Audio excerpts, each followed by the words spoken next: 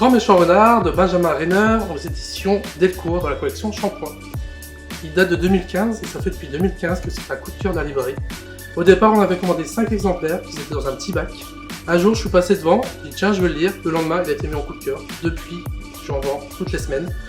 Le Grand méchant renard, c'est l'histoire d'un renard qui n'est pas si méchant, qui va se retrouver avec 3 petits poussins qu'il va adopter et qui ne va pas pouvoir manger et sauver du grand méchant renard. C'est le genre de bouquin tendre, mignon, qui fait du bien au moral, et dans l'époque à laquelle on vit aujourd'hui, c'est le genre de lecture qu'il faut avoir.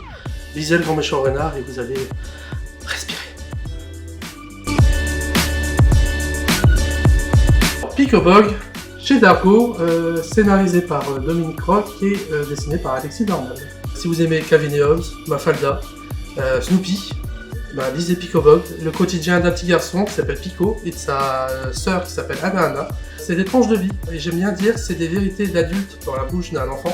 C'est drôle, c'est touchant. Mon petit garçon qui est 2 ans ne peut pas dormir sans lire un petit tome de Anna, et je suis très content.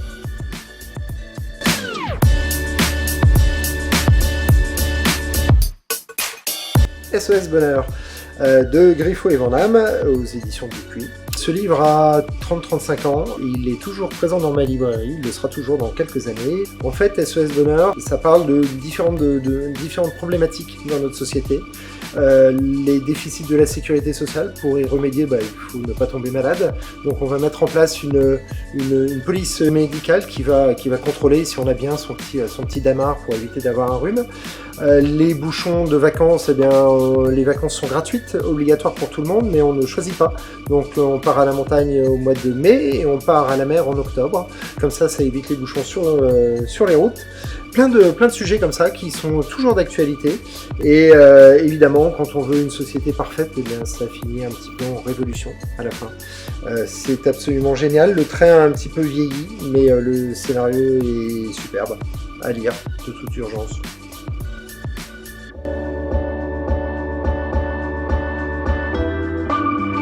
La jeunesse de Picsou de Don Reza aux éditions Glénat.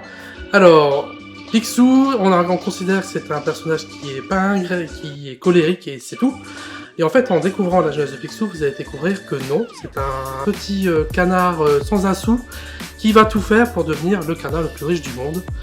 Et en fait, on va se rendre compte rapidement que chaque sou correspond à un de ses souvenirs. Donc au final, Picsou, c'est pour moi un des personnages qui a grand cœur.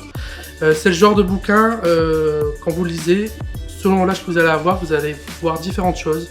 Vous grandissez avec le personnage de Picsou. Moi, c'est un personnage de cœur que je continuerai à conseiller, malgré la récente censure de Disney qui décide de censurer 2 chapitres de la jeunesse de Picsou, sous prétexte qu'il faut plaire à tout le monde, mais pour moi c'est désastreux si on commence à toucher à la jeunesse de Picsou.